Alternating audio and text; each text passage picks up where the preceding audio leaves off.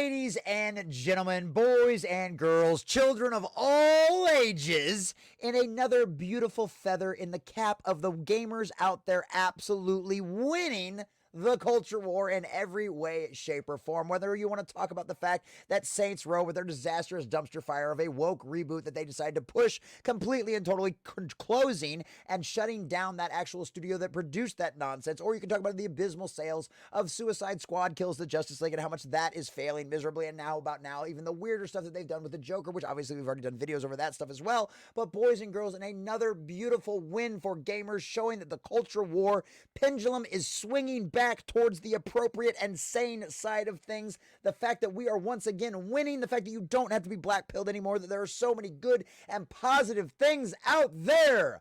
Ladies and gentlemen, the once great behemoth that was IGN, that still is IGN, the one that many people had accused of being very similar, going down the exact same path of Kotaku, and obviously we see where it has happened to Kotaku as well. Well, now, ladies and gentlemen, IGN, of all places, is officially, apparently, at least in some shape or form, seeing the writing on the wall and seeing how it is not a good idea to piss off the people that pay your bills, the people that keep you employed, the people that buy video games, the people that read your news articles, the people that read your walkthroughs to get through some of these games, because we're all a little retarded.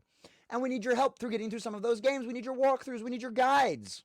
Well, because of all of the major backlash that we have happened over Stellar Blade, as obviously we have documented on this channel very well, a stupid idiot over there, an ignorant Frenchman over there at the IGN French, decided to say that the chick from Stellar Blade, Eve, was a person's dream or person's idea of, they probably got the exact quote here, but essentially what he was saying was, it's somebody who has clearly never seen a woman.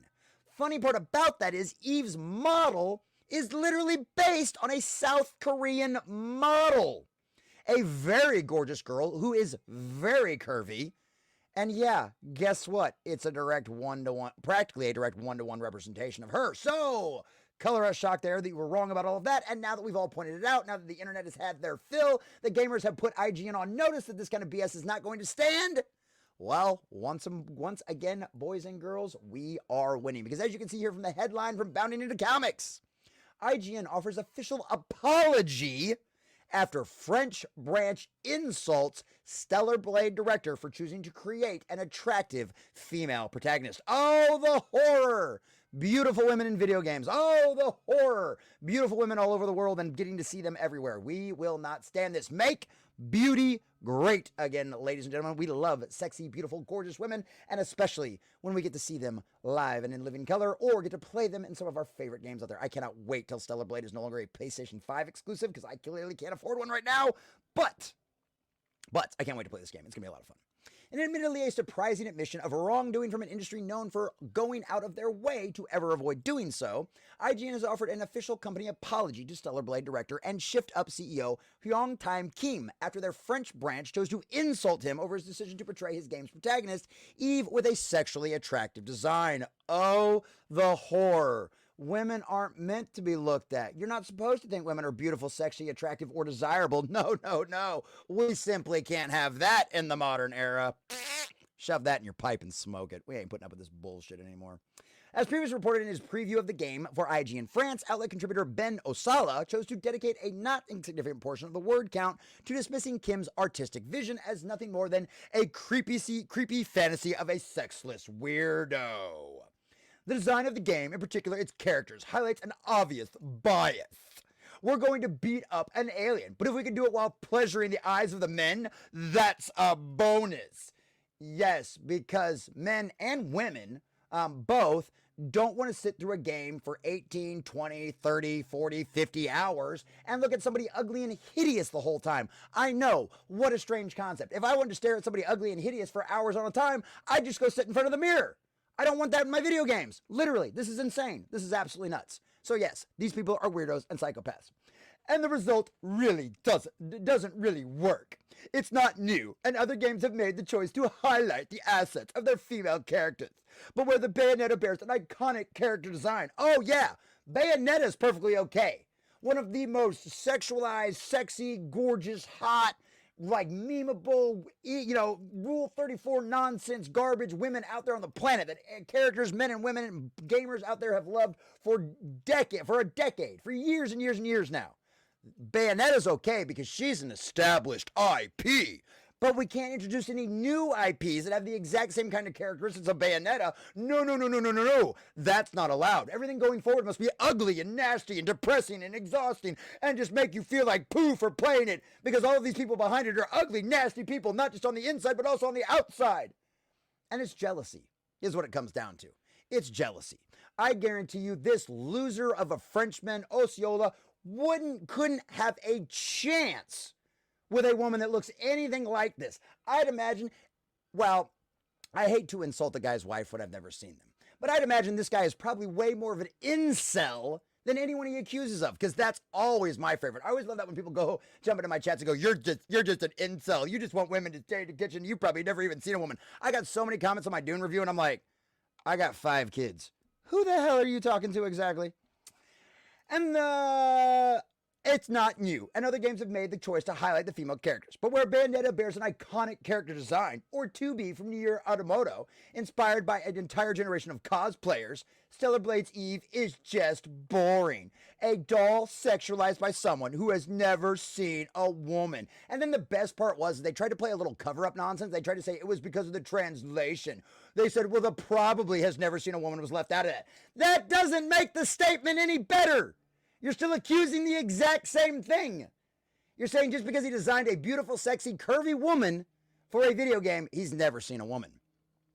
And then, of course, after being presented with the evidence contrary to his accusation, specifically the twin facts that Kim is married to fellow Shift Up concept designer Chin-Yu Cha, and that Eve's full appearance is based on a 1-to-1 body scale of real Korean model Shin Jun-yi, rather offer a retraction or correction, the outlet would instead to attempt to defend their lack of journalistic integrity by misread the original words, right? That's the Google translation, the thing we just talked about. But following the backlash from French speakers regarding their disingenuous attempts at deflection, even the French speakers called them out, saying it was bullshit. IGN France would both remove Osceola's name from the preview's byline and update the aforementioned disclaimer to instead claim that, rather than their words being misread, the article was actually edited due to death threats. I'm sure. Where are the receipts? It should be noted that Osceola nor IGN France provided any proof. Exactly. No receipts. So finally now, on April 3rd, just yesterday, the head IGN office would step in to put an end to the situation, retracting Osceola's statement regarding Eve's appearance as a doll sexualized by someone who's never seen a woman, and offering a full apology to Kim for the article's original publication. Mwah! Chef's kiss. This is candy, Paita. This is a win. This is a victory. Recently, IGN France produced and published a preview of Stellar Blade, containing an offensive passage that should have never been included. I agree. The text has now been modified, and here's our official apology to the staff at the Shift Up Corporation. Also, please note that IGN France is an independent branch of IGN, and that IGN's editorial staff had nothing to do with this incident. Boys and girls, stop the presses. Hell has officially frozen over, because we just got an apology from people who have pushed the agenda in the past, people who are access media, people who are legacy media. IGN, one of the originals out there, and they have officially offered an apology. Now, given, yes, it's to the game studio, but obviously all of the fans were offended as well by somebody saying something stupid like this. And IGN now has to walk it all back. And they have to come out and publicly apologize. And you know what? You did. You did the right thing, IGN. You publicly apologized. You did the one thing that not a single other corporation in the Western world that I have seen anyway has done. You screwed up. You pissed off your fan base. You offended a creator and his beautiful work of art. And you apologized. You allowed one of your employees somewhere else in the world to write something that made you all look bad. And you admitted that that was wrong and shouldn't have happened. So you know what, IGN? I forgive you. Good job. You did the right thing. And I think everyone should go out there and praise IGN for doing this, because this is how it should be. You screw up, you make a mistake, you apologize, and you move on, and you try to make sure you never make that mistake again. That's how this works. The reason why Western civilization loves a redemption arc is because of things like that, because we're based on Judeo-Christian values, and we believe in forgiveness. We believe in redemption. We believe in you being able to make a better person and learn from your mistakes and be better going forward. We believe in that. And so guess what, IGN? Good job. You did the right thing here. And I hope this is just the start of many other companies doing this exact same kind of thing. Understanding when they screw up, understanding when their employees say ridiculously stupid things, and understanding the fact that at the end of the day, the buck stops with you. You are the boss. You are the head corporation. You are the one solely responsible for what comes out of these people's mouths. And if you don't agree with it, then this is exactly what you should do. And when you screw up, when you realize an employee stepped out of line, you should apologize. And that's a beautiful thing. That's a beautiful thing. The original text of the Stellar Blade preview contained statements that were out of place.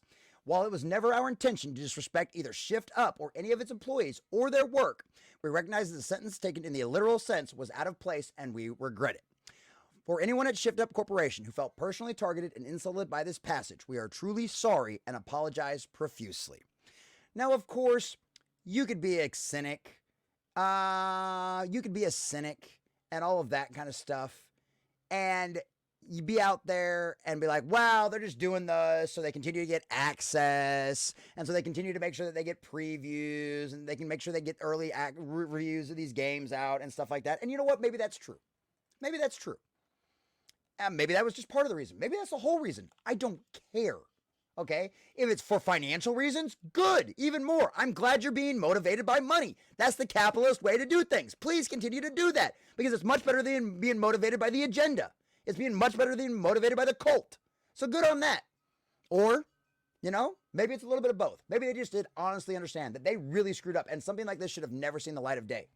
Either way, it's a win. Either way, it's another sign that we are winning, that the pushback, that the fight that so many of our friends and that so many of our fellow creators and that so many of the people we look up to have been involved with for almost a decade in some cases, it's finally all worth it.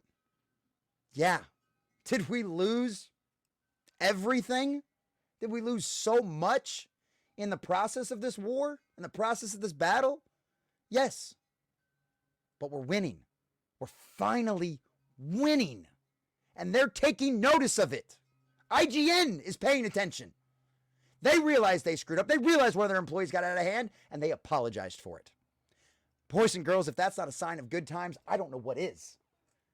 This is a miracle from down on high. Because this is something we have never seen before.